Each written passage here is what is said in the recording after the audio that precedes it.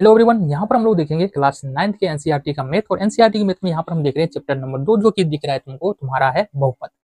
अब बहुपद देखेंगे तो बिल्कुल बेसिक सा अलजेब्रा हम यहाँ पर सीखने वाले हैं, और पीछे के कक्षाओं में भी हमने बहुपद के बारे में चर्चा किया।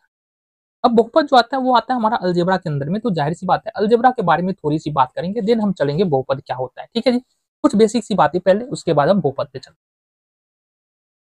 तो सबसे पहला प्रश्न आया हमारे मन में कि अलजेब्रा के अंदर में बहुपद आता है ना, तो सबसे पहला प्रश्न आता है कि बीजगणित है क्या, अलजेब्रा है क्या।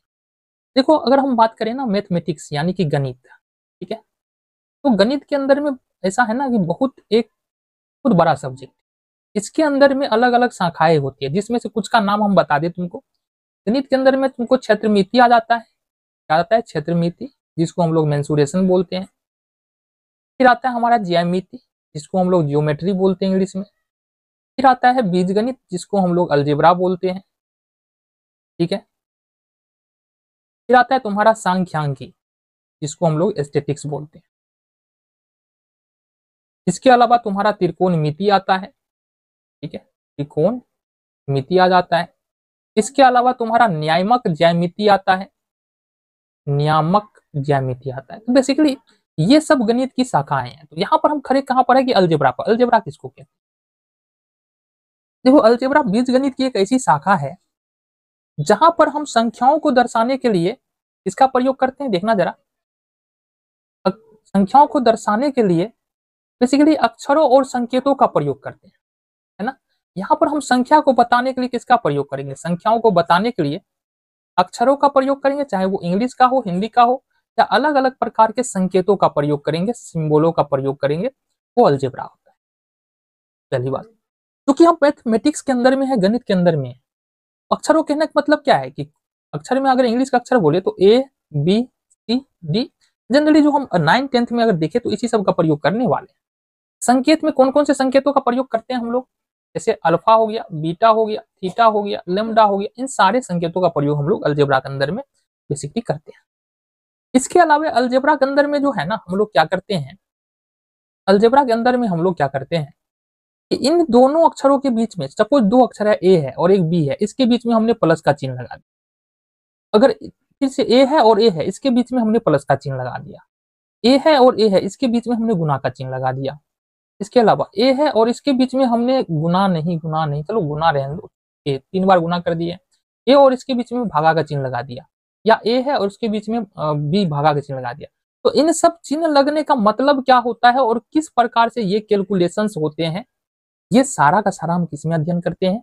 अलजेब्रा यानी कि बीजगणित के अंदर अध्ययन करते हैं। तुमको अच्छी तरह से समझ में आ गया? ठीक है, एक छोटी सी बात जो हमको जान लेना है, सवाल उठता है, जब हमारे पास पहले से संख्या मौजूद है ही तो अलजेब्रा की जरूरत ही क्या है? क्यों हम यहाँ पर संकेतों या अक्षरों का प्रयोग? तो एक सिंपल सा उदाहरण बताओ, एक सिंपल सा उदाहरण हम लेते हैं, वहां से तुमको समझ में आएगा बेहतर तरीके में कि अलजेब्रा का प्रयोग आखिर होता कहां पर है, क्यों अलजेब्रा इतना ज्यादा महत्वपूर्ण है हमारे लिए। ठीक है बाबू, बिल्कुल तुमको समझ में आ जाए, है ना। क्वेश्चन देखो, देखो राम के पास कुछ रुपया है, कुछ रुपया है, रुपया या धन मान सकते हैं, रुपया है, ठीक है। चलो, हमने कहा बहुत बढ़िया है, तो बहुत बढ़िया। अब श्याम के पास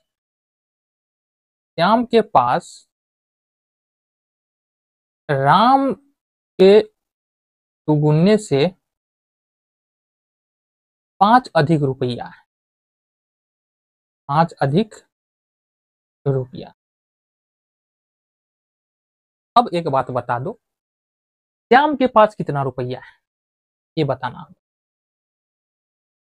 श्याम के पास कितना रुपया है, ये बताओ हमको। तो यहाँ पर श्याम के पास रुपया तभी पता चलेगा जब राम के पास कितना रुपया है ये पता चलेगा। अब राम के पास कितना रुपया है ये तो पता ही नहीं, वहां पर तो कुछ लिखा हुआ है। तो यहीं पर अलजेब्रा का एंट्री होता है। तो यहाँ पर अगर हम मान ले कि राम के पास x रुपया है, तो श्याम के पास राम के दोगुने से, तो राम का दोगुना कितना हो जाएगा, 2x हो जाएगा, और से 5 रुपया अधिक है, 5 रुपया यहाँ पर अधिक हो जाएगा।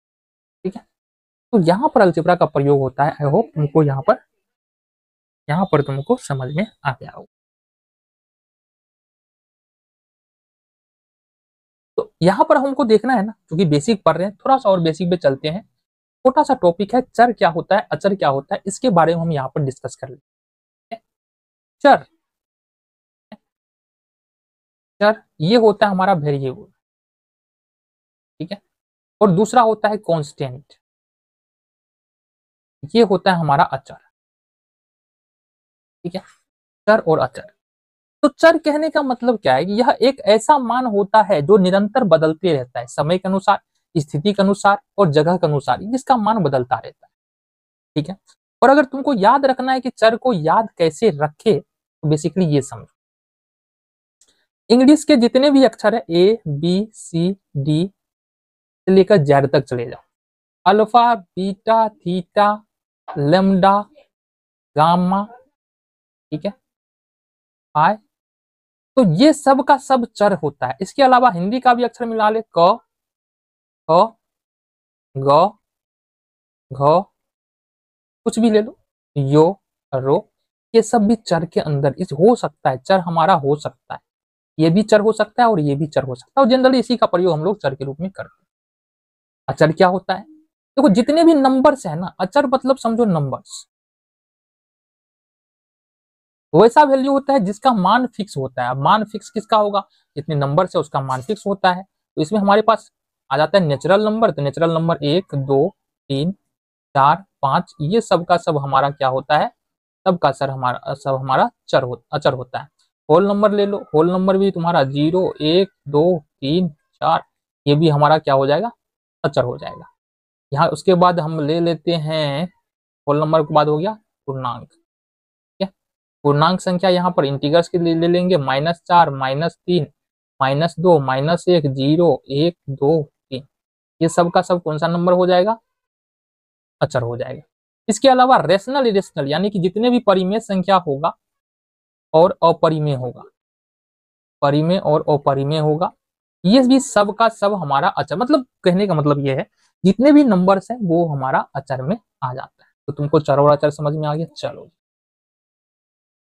अब समझ में आता है हमको, यहाँ पर समझना है हमको कि बीजीय व्यंजक क्या होता है। अब ऐसा नहीं है कि तूने बीजीय व्यंजक सुना नहीं होगा, देखा नहीं होगा, पहचानते नहीं होगे, बहुत अच्छी तरह से तुम पहचानते होगे कि बीजीय व्यंजक क्या होता है। अब अगर बीजीय व्यंजक की बात करें ना, यहाँ पर अगर हम बीजीय व्यंजक की बात करते हैं तो कुछ नहीं होता है। यहाँ पर हम कुछ उदाहरण दे रहे हैं जिसको तुम गौर से देखो और समझो, तुमको अपने आप समझ में आ जाएगा बीजीय व्यंजक देखे हो कि नहीं देखे। अगर हम लिखते हैं x², ये एक बीजीय व्यंजक है। अगर हम लिख रहे हैं 2x+3, ये एक बीजीय व्यंजक है। अगर हम लिखते हैं 5xyz, ये एक बीजीय व्यंजक है।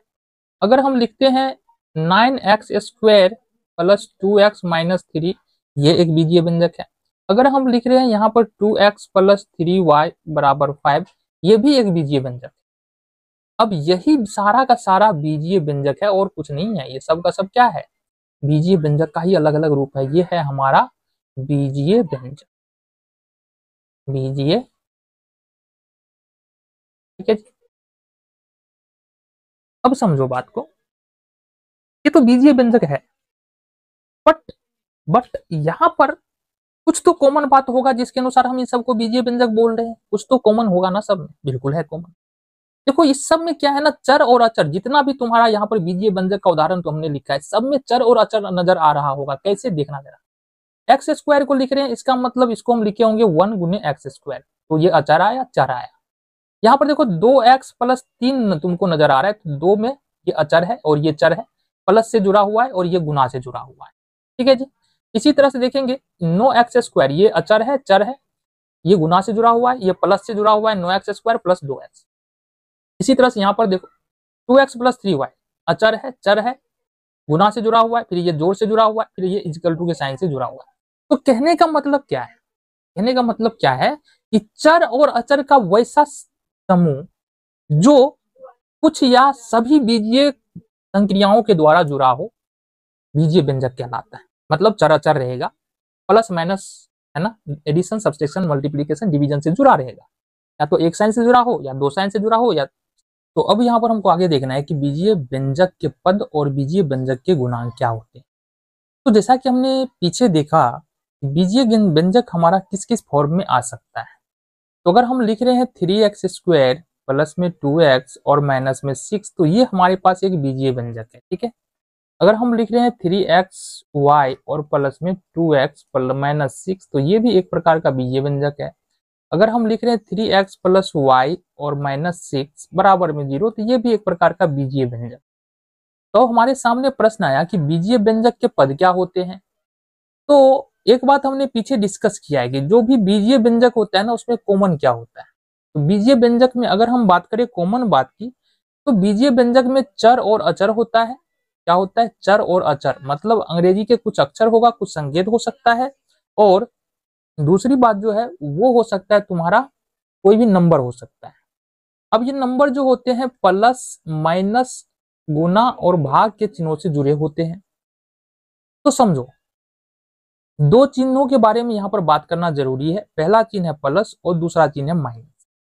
ये चिन्ह, इस चिन्ह को तुम समझ लो सेपरेटर या बोलो कि बॉर्डर। ठीक है, क्या समझेंगे? सेपरेटर या बॉर्डर समझेंगे। तो बीजीय व्यंजक का वह भाग जो प्लस या माइनस के द्वारा अलग होता है, वह हमारा बीजीय व्यंजक का पद कहलाता है। क्या कहा हमने? बीजीय व्यंजक का वह भाग, हमने कहा बीजीय व्यंजक का भाग जो प्लस या माइनस से अलग होता है, ठीक है। तो बीजीय व्यंजक का वह भाग जो प्लस या माइनस से अलग होता है, वो कहला जाता है तुम्हारा बीजीय व्यंजक का क्या कहलाएगा? पद कहलाएगा। तो अगर हम बात करें पहले उदाहरण में, ये पहला उदाहरण है, ये दूसरा उदाहरण है और ये तीसरा उदाहरण है। तो अगर हम पहले उदाहरण में बात करते हैं, ये हमारा 3x² प्लस 2x माइनस का 6। तो यहां पर क्या देख रहे हैं कि 3x² और 2x ये इस वाले प्लस से अलग हुआ है, और 2x माइनस 6 इस माइनस से अलग हुआ है। तो कुल मिला के देखेंगे कि यहाँ पर बीजीय व्यंजक में 3 पद है। पहला है 3x², अब यहाँ पर प्लस आ गया, मतलब यहाँ से दूसरा पद शुरू हो रहा है। दूसरा है 2x माइनस आ गया, यहाँ पर तीसरा पद शुरू हो रहा है और ये है 6। क्लियर है बात? तो इस बीजीय व्यंजक में पद कितने हैं? पद यहाँ पर देखेंगे तो पद है, ठीक है। ऊपर वाला तो तुम समझ लोगे, कुछ और बात कर ले। सपोज हमारे पास है 3x³ minus 4x² minus 2x plus 6, ये हमारे पास बीजीय व्यंजक। तो यहां पर सीधा सीधी गिन सकते हो, माइनस है, यहाँ पर माइनस से अलग हुआ है 3x³ और 4x², तो 2 पद हो गया, पहला और दूसरा। फिर माइनस से अलग हुआ है 4x² और 2x, तो दूसरा तो हमने गिन लिया, ये तीसरा पद हो गया। फिर प्लस से अलग हुआ है 6, तो ये हो गया चौथा पद। इस बीजीय व्यंजक में कितने पद है? 4 पद है, ठीक है। और भी उदाहरण ले सकते हैं, जैसे कि हम बात करें तो यहाँ पर 3x प्लस 2, यहाँ पर प्लस है, प्लस के दूसरे तरफ, एक तरफ 3x है और दूसरी तरफ 2 है। तो कुल मिला के इस बीजीय व्यंजक में पद जो है वो कितना हो जाएगा? पद की संख्या यहाँ पर 1 हो जाएगा। इसी तरह से अगर बात करें चौथे उदाहरण की, तो अगर अपन लिखते हैं सिर्फ 3x, या सिर्फ लिख दे अपन 4x और बट्टे में 3, तो यहाँ पर चिन्ह तो है 3 और x के बीच में, 3 गुने x इसका मतलब होगा, तो गुना का चिन्ह है। यहाँ पर देखेंगे 4 गुने x और इसको भाग दे रहे हम लोग 3 से, तो गुना और भाग का चिन्ह है। तो ये कुल मिलाकर एक बीजीय व्यंजक है, और ये एक बीजीय व्यंजक है, और बीजीय व्यंजक में बोलेंगे ये एक ही पद है, और ये भी एक ही पद है। तो आई होप तुमको बीजीय व्यंजक का पद समझ में आया होगा। थोड़ा सा बात कर लेते हैं बीजीय व्यंजक के गुणांक के बारे में। थोड़ा सा हम इसलिए बोल रहे हैं क्योंकि आगे हमको इसके बारे में और डिटेल में बात करना है। आ जाओ। तो यहाँ पर अगर हम बात करते हैं बीजीय व्यंजक के गुणांक के बारे में, देखो जरा आप किसके बारे में बात करेंगे। आ जाओ, देखना जरा, बीजीय व्यंजक का गुणांक, इसके बारे में हम लोग बात कर रहे हैं। बीजीय व्यंजक का गुणांक क्या होता है? तो जैसा कि हमने तुमको बताया कि हमने लिखा था 3x² प्लस 2x और माइनस का 6, यह एक बीजीय व्यंजक का उदाहरण है, ठीक है।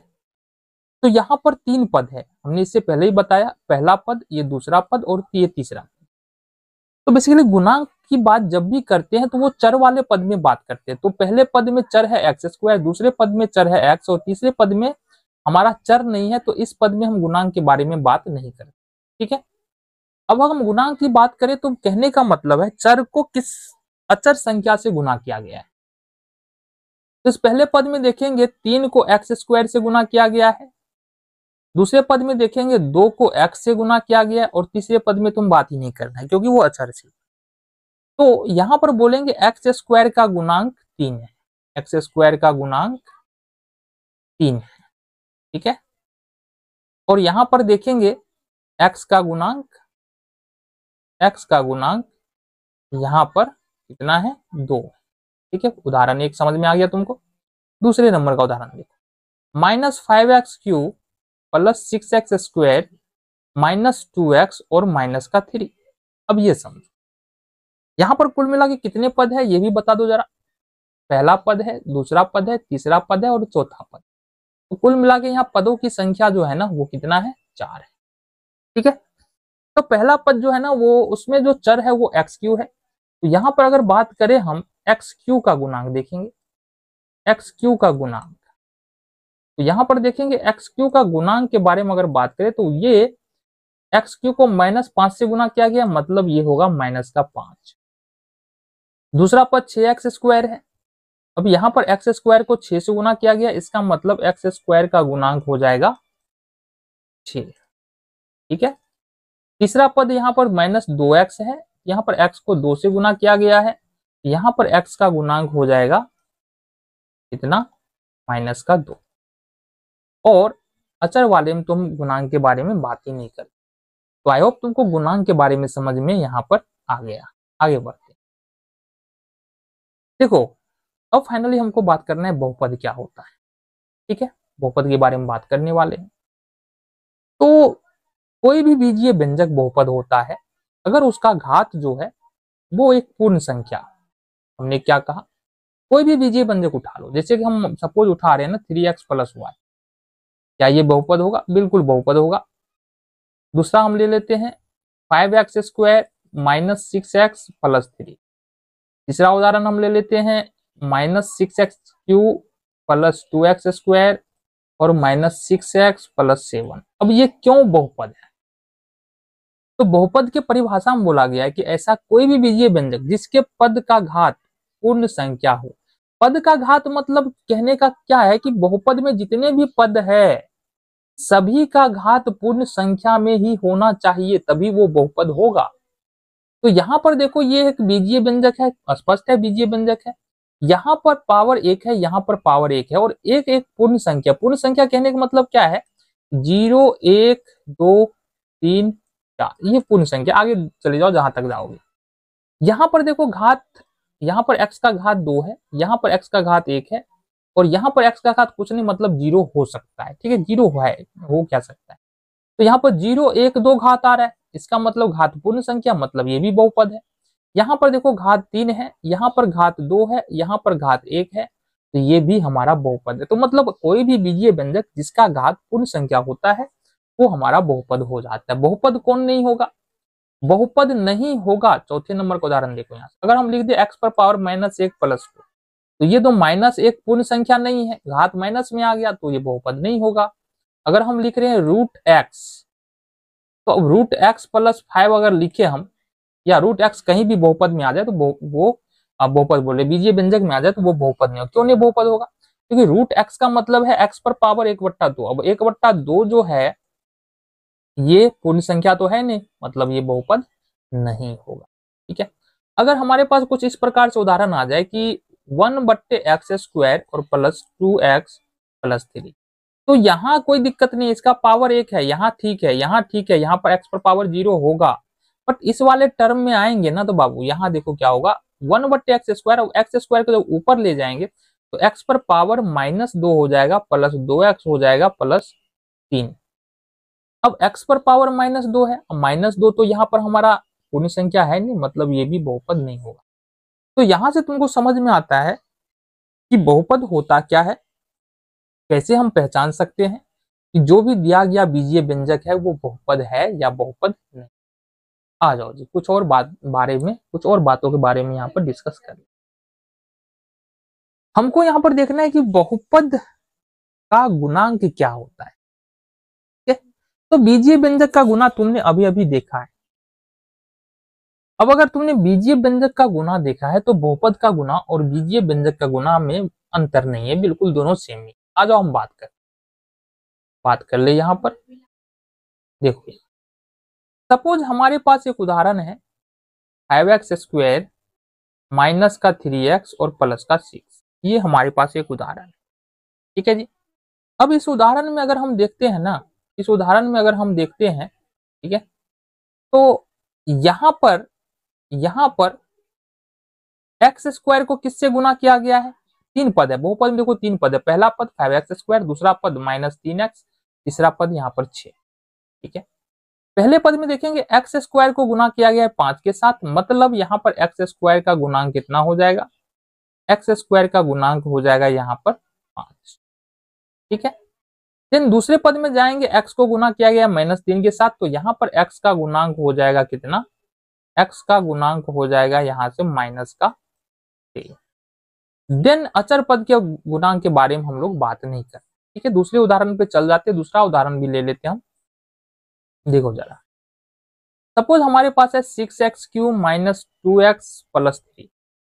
ये एक बहुपद है, 3 पद है बहुपद में जैसा कि तुमको दिख रहा है। पहला पद 6x³ है, दूसरा पद 2x है, तीसरा पद 3 है। तो 3 पद है, क्योंकि प्लस से यहाँ पर 6x³ और 2x अलग हो रहा है। प्लस और माइनस से जो भी बीजीय व्यंजक में कोई भाग अगर प्लस और माइनस से अलग हो रहा है तो वो क्या कहलाता है? पद। और बहुपद में भी पद का डिफिनीशन यही है। तो हमारे पास यहाँ पर 3 पद है, क्योंकि प्लस से यहाँ भी 6x अलग हो रहा है और 3 यहाँ से प्लस से 2x से अलग हो रहा है। तो 1 2 3 कुल मिला के 3 पद है। पहला पद है 6x³ और 6x³ में x³ को 6 से गुना किया गया है, मतलब यहाँ पर बोले x³ का गुणांक कितना हो जाएगा? x³ का गुणांक हो जाएगा यहाँ पर तुम्हारा 6। देन x का गुणांक देखेंगे, x को 2 से गुना किया गया है, तो x का गुणांक यहाँ पर हो जाएगा तुम्हारा 2। ठीक है, और ये अचर पद है, अचर पद में गुणांक की बात हम लोग नहीं करते। ठीक है, तो ये इसके बारे में हमने पहले ही बात किया है, बहुपद का गुणांक क्या होता है, इसलिए इसके बारे में ज्यादा डिस्कस हम लोग नहीं करेंगे। ठीक है, आगे देखते हैं। अब सवाल उठता है कि बहुपद का घात क्या होता है। अच्छा, इसके बारे में हमने बीजीय व्यंजक में बात नहीं किया था, तो बहुपद के घात के बारे में हमको थोड़ा सा अच्छे से बात करना पड़ेगा। ठीक है, तो यहाँ पर हम कुछ उदाहरण लेंगे, उदाहरण से ही तो बातें समझ में आती है ना, कि 3x³ + 4x² - 6x + 3, ये हमारे पास एक बहुपद है। जैसा तुमको पता है क्या है, ये बहुपद है। अब समझो बात को, इस बहुपद में कुल मिला के कितने पद हैं? पहला पद, दूसरा पद, तीसरा पद और ये चौथा पद। 4 पद है, 4 का 4 पद है ना, बिल्कुल 4 पद है। अब पहला जो लास्ट वाला पद है ना 3, इसका पावर कितना होगा? 0 होगा, है ना। अगर कोई अचर संख्या है तो वहां पर पावर 0 लगा लो। इसका पावर 1 है मतलब घात 1 है, इसका पावर 2 है मतलब घात 2 है, इसका घात 3 है। ठीक है, तो इस पूरे बहुपद के अंदर में देखेंगे तो हाईएस्ट पावर कौन है? सबसे ज्यादा घात कौन है? 3। और यही होगा बहुपद का घात। तो इस वाले बहुपद का घात कितना हो जाएगा? बहुपद का घात कितना हो जाएगा? ये हो जाएगा तुम्हारा 3। क्लियर है बात? इस वाले बहुपद का घात यहाँ पर 3 हो जाएगा। तो कहने का क्या मतलब है बाबू? कहने का मतलब ये है कि किसी भी बहुपद में, बहुपद कहने का मतलब है कि पूरे बहुपद के अंदर जो हाईएस्ट पावर होता है, जो सबसे बड़ा घात होता है, उस घात को ही बहुपद का घात हम लोग कहते हैं। दूसरा उदाहरण लेते हैं। अगर हम तुमसे पूछे कि 2x + 3, इस वाले बहुपद में बहुपद का घात क्या है? क्या बोलोगे? देखो यहाँ पर घात कुछ नहीं है मतलब 0, और यहाँ पर घात 1 है, तो हाईएस्ट पावर तो 1 है, तो बहुपद का घात कितना हो जाएगा? यहाँ पर घात हो जाएगा तुम्हारा 2। ठीक है, और भी उदाहरण हो सकता है, जैसे 6x² - 5x और प्लस में 6। यहाँ पर देखेंगे यहाँ पर पावर नहीं है, कुछ भी अचर है ही नहीं, चर है ही नहीं, तो पावर 0, यहाँ पर पावर 1 और यहाँ पर पावर 2 यानी कि घात 2। तो सबसे बड़ा घात कौन है? 2 है। इसका मतलब घात यहाँ पर कितना हो जाएगा? घात हो जाएगा 2। ठीक है जी, आगे आ जाओ।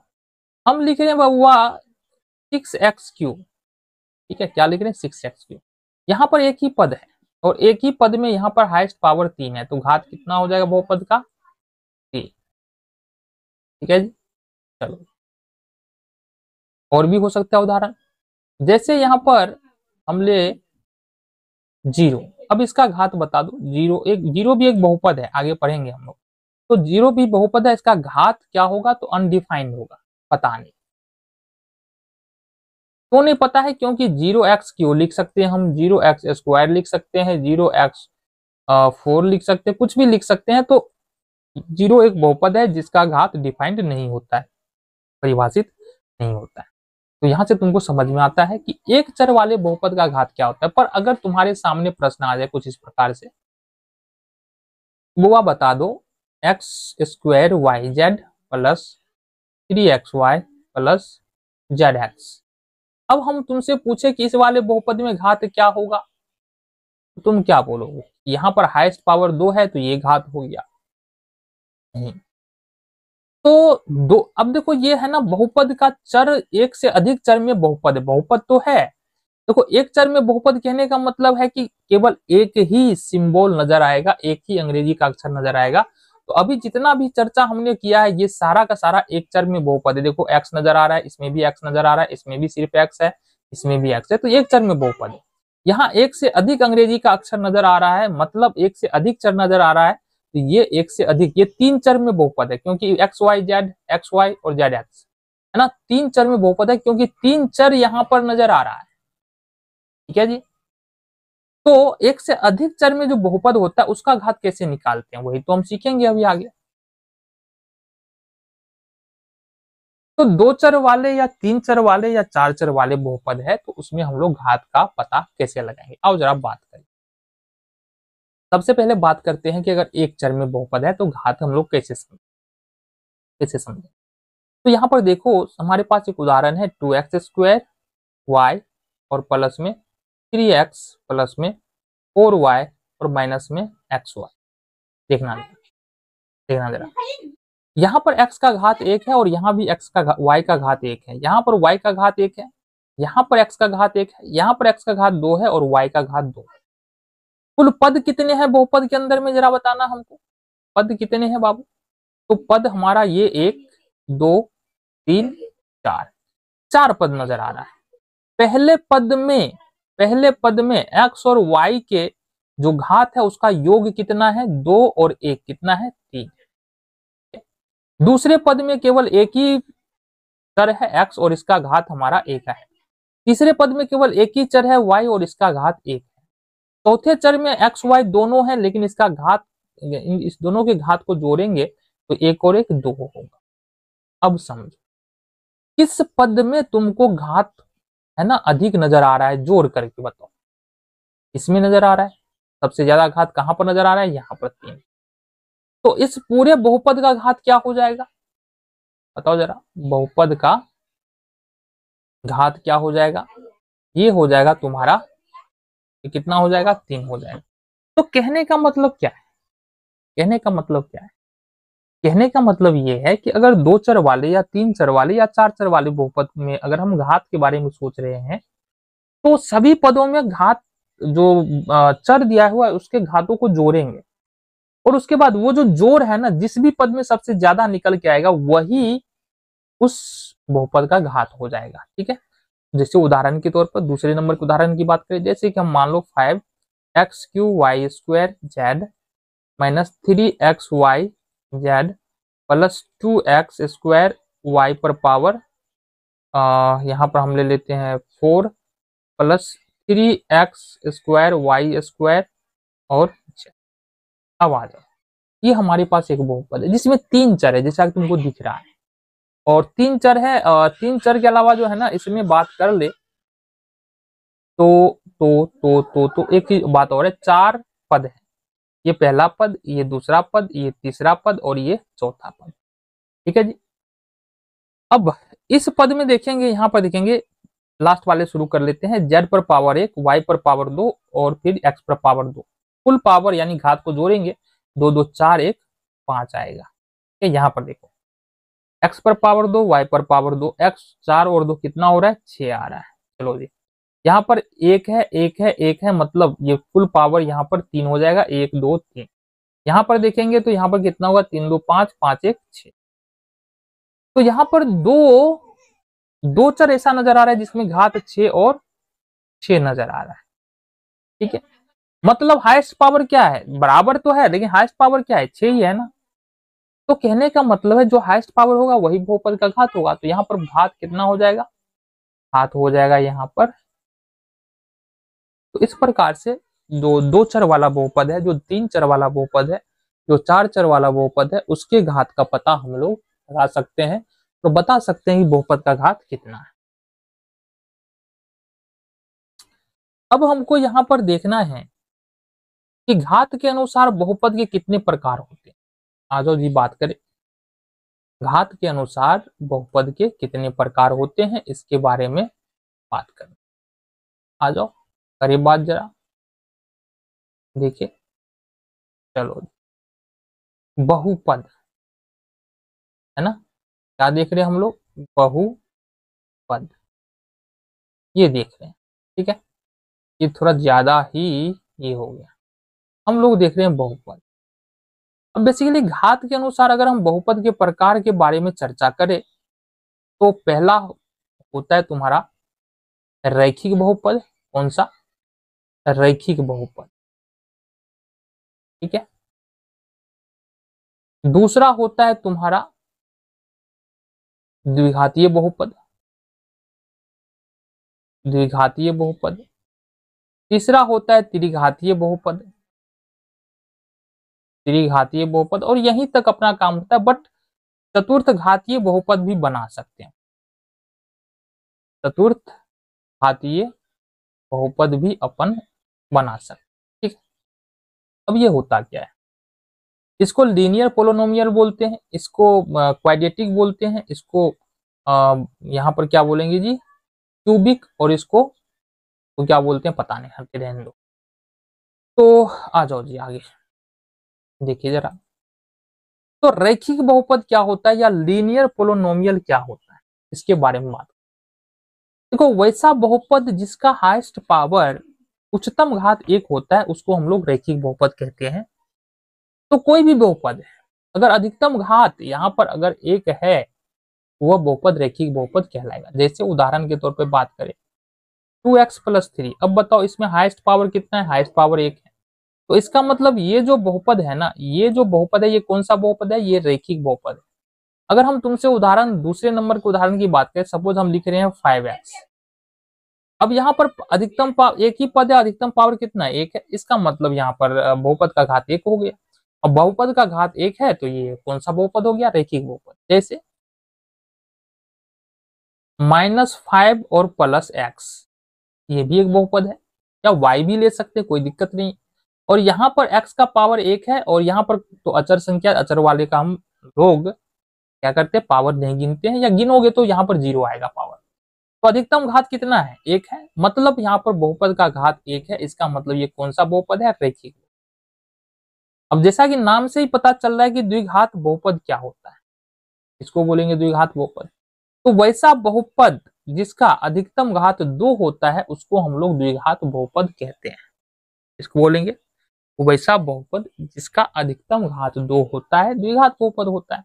जैसे अगर हम लिख रहे हैं x², तो यहाँ पर देखो एक ही पद है और घात कितना है, यहाँ पर 2 है, तो मतलब ये द्विघात बहुपद हो गया ना। चलो दूसरे उदाहरण की बात करें, सपोज हम लिखे 3x² माइनस का 5x + 6। यहाँ पर घात 1 है, यहाँ पर घात 2 है, यहाँ पर घात नहीं कुछ तो 0 है। तो हाईएस्ट पावर कितना है, 2 है। अब हाईएस्ट पावर 2 है मतलब कौन सा बहुपद होगा, द्विघात बहुपद होगा। ठीक है, इसी उदाहरण की बात करें -3x² और -6, यहाँ पर कुल मिला के 2 पद है, बट हाईएस्ट पावर कितना है, यहाँ पर 2 है। यहाँ पर कोई चर नहीं है तो मतलब पावर 0 होगा। तो हाईएस्ट पावर यहाँ पर 2 है, इसका मतलब ये कौन सा बहुपद हो गया, द्विघात बहुपद हो जाएगा। ठीक है, तीसरा भी उदाहरण देख लेते हैं। 6y² plus 2y-3। यहां पर पावर 1 है, यहां पर पावर 2 है, हाईएस्ट पावर इसके अंदर में 2 है। इसका मतलब ये जो बहुपद होगा ये भी कौन सा बहुपद है, द्विघात बहुपद हो जाएगा। तो द्विघात बहुपद के बारे में कॉन्सेप्ट क्लियर है, कोई समस्या तो नहीं है, बिल्कुल नहीं होनी चाहिए। आगे बढ़ते हैं, चलो जी आगे बढ़ते हैं। त्रिघातीय बहुपद क्या है? तो हमने कहा कि जिसका उच्चतम घात 1 होता है एक रैखिक बहुपद या एक घातीय बहुपद, जिसका उच्चतम घात यहाँ पर कितना होता है, 2 होता है, द्विघात बहुपद। और जिसका उच्चतम घात 3 होगा उसको हम लोग क्या बोलेंगे, त्रिघात बहुपद बोलेंगे। तो यहाँ पर हम उदाहरण देखें, अगर उदाहरण देखें, पद से मतलब नहीं है, घात देखो यहाँ पर, पद और गुणांक से कोई मतलब नहीं है। बहुपद के प्रकार बताने के लिए अगर हम घात के अनुसार बता रहे, घात देखेंगे, अधिकतम घात देखो यहाँ पर 3 है, पद एक ही है, मतलब त्रिघातीय बहुपद है। जैसे कि x³ और माइनस में 2x, दो पद है, अधिकतम घात 3 है, यहाँ पर घात 1 है, अधिकतम घात 3 है, मतलब त्रिघात बहुपद। तीसरे उदाहरण की ओर चले, x³ minus x² plus 2x-3। अब पद देखो 1 2 3 4, इससे हमको कोई मतलब नहीं, गुणांक x का 2 है, इससे हमको कोई मतलब नहीं। हमको मतलब है यहाँ पर तो कोई चर है ही नहीं, यहाँ पर घात 1 है, यहाँ पर 2 है, यहाँ पर 3 है, हाईएस्ट पावर 3 है, मतलब ये कौन सा बहुपद है, त्रिघातीय बहुपद। अब अगर हम बात करें चतुर्थ घातीय बहुपद क्या होता है, किसको बोलेंगे चतुर्थ घातीय बहुपद, तो क्या बोल सकते, देखो वैसा बहुपद जिसका अधिकतम घात 4 हो उसको हम लोग चतुर्थ घातीय बहुपद बोलेंगे। जैसे उदाहरण के तौर पर अगर हम लिखे 3x² माइनस 4x प्लस 6, तो यह एक चतुर्थ घातीय बहुपद है। अब सवाल उठता है कि यह चतुर्थ घातीय बहुपद क्यों है, नहीं है ना चतुर्थ घातीय बहुपद, यहाँ पर हाईएस्ट पावर 2 है, तो चतुर्थ घातीय बहुपद कैसे होगा। दूसरे उदाहरण पर चले, 6x⁴ क्या यह होगा चतुर्थ घातीय बहुपद, बिल्कुल होगा, क्योंकि हाईएस्ट पावर है, कितना है, 4 है। इसे उदाहरण की ओर चले, 6x⁴ plus 3x³ plus 4x², और भी आगे हम लिख सकते हैं, बट यहीं तक चलो रहने देते हैं। यहाँ पर पावर 2 है, यहाँ पर पावर 3 है, यहाँ पर पावर 4 है, हाईएस्ट पावर यहाँ पर 4 है। इसका मतलब ये जो बहुपद होगा चतुर्थ घातीय बहुपद हमारा हो जाएगा। तो यहाँ पर हमको समझ में आ जाता है कि घात के अनुसार बहुपद का बेसिकली 4 प्रकार हो सकता है, 5 प्रकार भी हो सकता है, 6 प्रकार भी हो सकता है, पंचघातीय बहुपद भी तो बना सकते हैं, क्यों नहीं बना सकते। चलो जी आगे बढ़े। अब पद के अनुसार बहुपद कितने प्रकार के होते हैं इसके बारे में हम लोग बात कर लेते हैं। तो यहाँ पर हमको देखना है बेसिकली पद के अनुसार बहुपद के प्रकार। आ जाओ जी, देखो यहां से पद के अनुसार बहुपद है ना, कितने प्रकार होता है पद के अनुसार बहुपद का। तो बेसिकली 3-4 प्रकार यहाँ भी हम लोग बना सकते हैं, देखे जरा।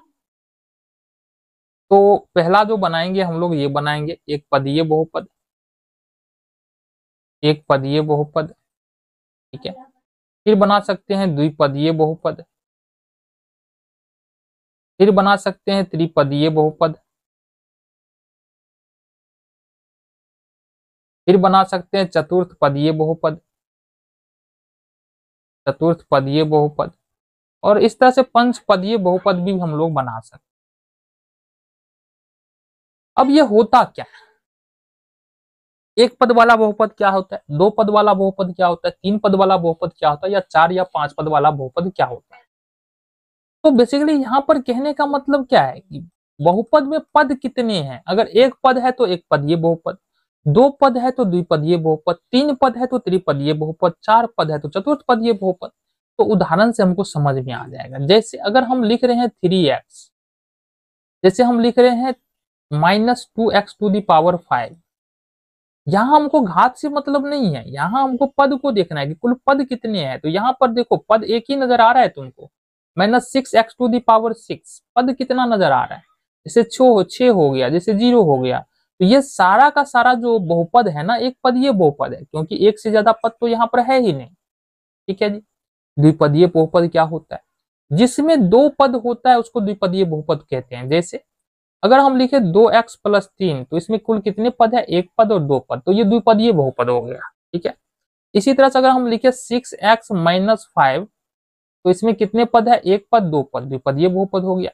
एक्स स्क्वायर और माइनस में 9 हम करें तो ये भी बहुपद है, कितने पद है इसमें, दो पद है, तो द्विपदीय बहुपद हो गया। एक्स क्यू माइनस 8, इसमें भी कुल मिला के दो पद है, तो ये भी एक प्रकार का हमारा द्विपदीय बहुपद हो गया। तो अगर पद एक है तो एक पदीय बहुपद, पद दो है तो द्विपदीय बहुपद। अब अगर पद तीन आ जाए, जैसे कि 6x² माइनस 5x प्लस 6, तो ये त्रिपदीय बहुपद हो गया। एक दो तीन, तीन पद है, त्रिपदीय बहुपद हो जाएगा। 5x³ माइनस 6x² प्लस 3, देखो घात और गुणांक से यहाँ कोई लेना देना नहीं है, यहाँ पर पद से लेना देना है, पद के अनुसार चलेंगे तो पद से लेना देना है। तो एक पद, दो पद, तीन पद, तीन पद है मतलब त्रिपदीय बहुपद है। इसी तरह से अगर हम बढ़े आगे, 6x³ माइनस 4x² और माइनस का 6, यहाँ पर एक दो तीन, तीन पद है, त्रिपदीय बहुपद। इसी तरह से अगर चार पद होगा, जैसे कि 6x³ minus 4x² plus 6x minus 7, तो चार पद है तो चतुर्थ पदीय बहुपद होगा। और अगर पांच पद आ जाए बहुपद के अंदर में, 6x⁴ minus 6x³ plus 2x² minus 6x plus 3, अब एक दो तीन चार पांच, इस बहुपद में पांच पद है तो ये पंचपदीय बहुपद हो जाएगा। ठीक है, तो इस तरह से हमको समझ में आ जाता है कि पद के अनुसार बहुपद तीन चार प्रकार का, पांच प्रकार का, जितना प्रकार का बनाना चाहो बना सकते हो। ऐसे हमको चार पद तक तो जरूरी पड़ता है, हमको 9th और 10th में चार पद तक तो पढ़ना ही है। ठीक है, हाँ कहीं कहीं पांच पद वाला भी बहुपद हमको देखने के लिए मिल जाता है। ठीक है, आगे बढ़, दो बहुपद और होता है, एक होता है अचर बहुपद और एक होता है शून्य बहुपद। ये क्या होता है, ठीक है, हमने क्या कहा, हमने कहा बहुपद का दो प्रकार और है, कौन कौन सा, तो एक होता है तुम्हारा अचर बहुपद, अचर बहुपद। ठीक है, इसको इंग्लिश में अपन बोलते हैं कांस्टेंट पोलिनोमियल, पोलिनोमियल। ठीक है, कांस्टेंट पोलिनोमियल्स बोलते, क्या होता है ये, देखो जितना भी नंबर्स है ना, जैसे 3 लिख ले, -5 लिख ले, 6 लिख ले, -7 लिख ले, 3/2 लिख ले, √2 लिख ले, ये सारा का सारा बहुपद है। और इस बहुपद को ही हम लोग क्या बोलते हैं, अचर बहुपद बोलते हैं। ठीक है, दूसरा होता है शून्य, तो शून्य को ही शून्य बहुपद बोलते हैं, शून्य को क्या बोलेंगे, शून्य बहुपद। देखो जितना भी अचर बहुपद होता है इसका घात हमारा कितना होता है, 0। तो अचर बहुपद होता है उसका घात कितना होता है, 0 होता है। और शून्य बहुपद का घात जो है यह अपरिभाषित होता है, क्या होता है, अपरिभाषित, मतलब इसका घात नहीं निकाला जा सकता। बातें समझ में आ गई, चलो जी, ये हो गया हमारा अचर बहुपद और शून्य बहुपद। कुछ और बातें हैं जिसके बारे में हम लोग बात कर लेते हैं, आ जाओ जी। तो यहां पर हमको देखना है बहुपद का मान क्या होता है। ठीक है, और यहाँ पर थोड़ा सा मिस्टेक हो गया है लिखने में, बहुपद का मान क्या होता है और बहुपद का शून्य क्या होता है, इसके बारे में डिस्कस करना है। तो यहाँ पर हमको बात करना है कि बहुपद का मान क्या होता है, यानी कि वैल्यू ऑफ पोलिनोमियल्स क्या होता है। बेसिकली वैल्यू ऑफ पोलिनोमियल की बात करें तो इसको हम एक उदाहरण के द्वारा समझते हैं। सपोज हमारे पास एक बहुपद है, बहुपद बोले तो अपन पी ऑफ एक्स लिखते हैं। देखो पी ऑफ एक्स का मतलब क्या है कि एक बहुपद है, ठीक है, और बहुपद जो है ना वो बहुपद हमारा एक्स चर में है। जैसे कि अगर हम बात करें तो अगर हम इसको पी ऑफ एक्स लिख रहे हैं तो हमको बस यही लिखना पड़ेगा, एक्स चर में ही बहुपद लिखना पड़ेगा। ऐसा नहीं कि पी ऑफ एक्स लिख करके वाई चर में बहुपद लिख देते। अगर मान लो सपोज अपन क्यू ऑफ वाई लिख रहे हैं, इसका मतलब वाई चर में कोई बहुपद है, जैसे कि 3y³ और प्लस में 5। ठीक है, ये बातें समझ में आ गई, चलो। तो अगर हमारे पास सपोज ये वाला बहुपद है, पी ऑफ एक्स बराबर 3x² प्लस 3x प्लस 2, ये बहुपद है। हम क्या कर रहे हैं यहाँ पर, हम क्या कर रहे हैं कि ये बहुपद तो हमारे पास है ही, पी ऑफ एक्स बराबर 3x² प्लस 3x प्लस 2, हम निकाल दे रहे हैं इसका पी ऑफ 1। अब तुम्हारे दिमाग में आया कि पी ऑफ 1 का मतलब क्या होता है, तो पी ऑफ 1 का मतलब है जहां जहां पर x है वहां वहां पर हमको 1 पुट कर देना है इस वाले बहुपद के अंदर। तो यहाँ पर 3x² का मतलब हुआ 3 गुने x², तो 3 गुने 1 पर पावर यहाँ पर 2 हो जाएगा, प्लस 3 गुने 3x का मतलब 3 गुने x, तो 3 गुने x के जगह पर 1 आएगा प्लस में 2। अब यहाँ से इसको सोल्व करो तो 3 का 3 हो जाएगा, ठीक है, 3 एकम 3, फिर 3 एकम 3 और प्लस में 2, 3 3 6 और 6 2 कितना हो जाएगा, 8 हो जाएगा। तो यहाँ पर अगर तुम देखो गौर से, यहाँ पर तुम अगर गौर से देखो क्या नजर आ रहा है तुम्हें? तो यहाँ पर एक बहुपद था हमारे पास पी ऑफ एक्स, जहां पर हमने एक्स के बदले 1 को रखा और कितना सोल्यूशन के बाद आ रहा है मान, 8 आ रहा है। तो यहाँ पर हम क्या बोल सकते हैं, बहुपद पी ऑफ एक्स का ना, पी ऑफ एक्स का मान x बराबर 1 पर 8 है। कितना है, x बराबर 1 पर 8 है। इसी तरह से अगर मान लो हमारे पास सेम बहुपद रहे, पी ऑफ एक्स बराबर 3x² प्लस में 3x प्लस में, सेम बहुपद है। यहाँ पर हम रख रहे हैं पी ऑफ 2, तो पी ऑफ 2 रखने का मतलब जहां पर x है वहां पर 2 रखना पड़ेगा, तो 3 गुने यहाँ पर 2 का पावर 2 हो जाएगा, 3 गुने 2 हो जाएगा और प्लस में 2 हो जाएगा। तो 2 दूना 4 ये कितना हो गया, ये 12 हो गया, 3 दूनी ये 6 हो गया और प्लस में ये हमारा 2 हो गया।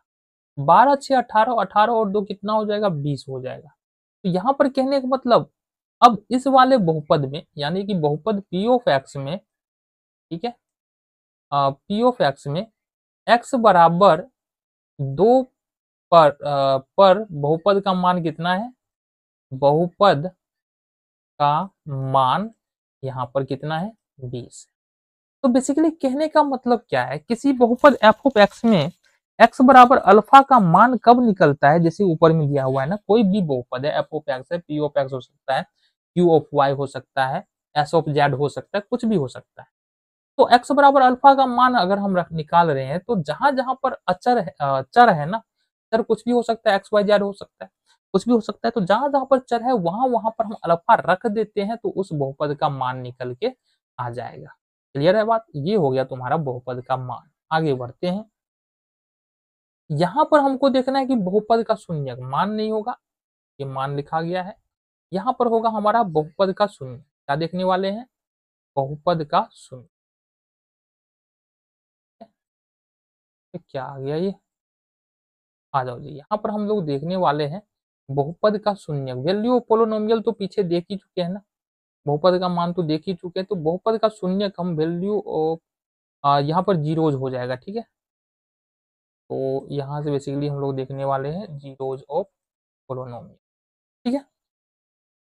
अब देखो बहुपद के मान के बारे में तो हमने जान लिया। सपोज हमारे पास फिर से एक बहुपद है, पी ऑफ एक्स बराबर x² प्लस 7x और प्लस में, ठीक है। हमारे पास एक यहाँ पर मान क्या है, एक मान हम यहाँ पर लेते हैं पी ऑफ -2, पी ऑफ -2 रखते हैं, ठीक है, या +2 पहले रख लेते हैं, बाद में रखेंगे, तो पी ऑफ 2 रखते हैं। तो यहाँ पर हो जाएगा 2 का स्क्वायर प्लस 7 गुने 2 हो जाएगा और प्लस में यहाँ पर क्या हो जाएगा, 2 हो जाएगा, ठीक है जी। अब इसको सोल्व करें तो 2 दूनी कितना आएगा, 4, 7 दूनी 14 और प्लस में 2। इसको सोल्व करो, 14 और 4 18, 18 2 कितना हो जाएगा, 20 हो, ठीक है। 14 4 18 और 2। अब समझो बात, अब समझो बात को। अब अगर हम पी ऑफ -2 रख दे, पी ऑफ एक्स बराबर हमारे पास सेम बहुपद रहेगा x² प्लस 7x और प्लस में 2। अब पी ऑफ -2 अगर रख दे इस बहुपद में तो क्या आएगा, -2 का स्क्वायर प्लस 7 गुने -2 और प्लस में, देखना जरा क्या होगा, ठीक है।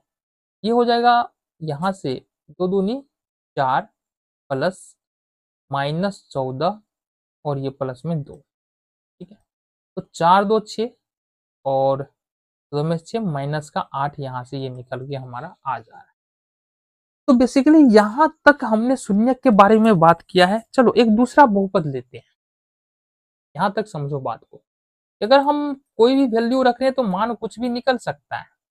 एक दूसरा बहुपद सिंपली हम पकड़ लेते हैं, बहुपद है हमारा पी ऑफ एक्स बराबर x² प्लस 7x और प्लस में 10। अब यहाँ पर हम रख रहे हैं पी ऑफ -2। देखो जरा रखो, पी ऑफ -2 रखने के बाद क्या होता है, तो -2 का स्क्वायर प्लस 7 गुने -2 और प्लस में, तो 2 दूनी कितना होगा 4, और ये 7 दूनी -14 और प्लस में 10। देखो 10 और 4 जोड़ेंगे तो कितना होगा 14, क्यों जोड़ रहे हैं, ये भी प्लस में ये भी प्लस में, दोनों जुड़ जाएगा -14। ये कितना मान आ रहा है 0। मतलब यहाँ पर x बराबर -2 पर बहुपद का मान जो आ रहा है वो 0 आ रहा है। तो यहाँ पर कोई ऐसा वैल्यू है, कोई ऐसा मान है जिसको बहुपद के अंदर में रख रहे हैं और जिससे बहुपद का जो सॉल्यूशन निकल के आ रहा है वो 0 आ रहा है। तो उस मान को ही बोलते हैं बहुपद का शून्यक। उस मान को क्या बोलेंगे हम लोग, बहुपद का। ठीक है, एक और उदाहरण देख ले। सपोज हमारे पास एक बहुपद है पी ऑफ वाई बराबर वाई प्लस 2, एक सिंपल सा बहुपद है। अब यहाँ पर हम क्या कर रहे हैं ना, पी ऑफ -2 रख रहे हैं, तो y की जगह पर -2 आ जाएगा प्लस 2 आ जाएगा, ये कितना हो गया 0। तो इस वाले -2 को अपन क्या बोलेंगे, इस वाले बहुपद का शून्यक हम लोग बोलेंगे। तो यहाँ पर आई होप तुमको बहुपद का शून्यक क्या होता है ये तुमको बेहतर तरीके से समझ में आ गया हो। ठीक है जी।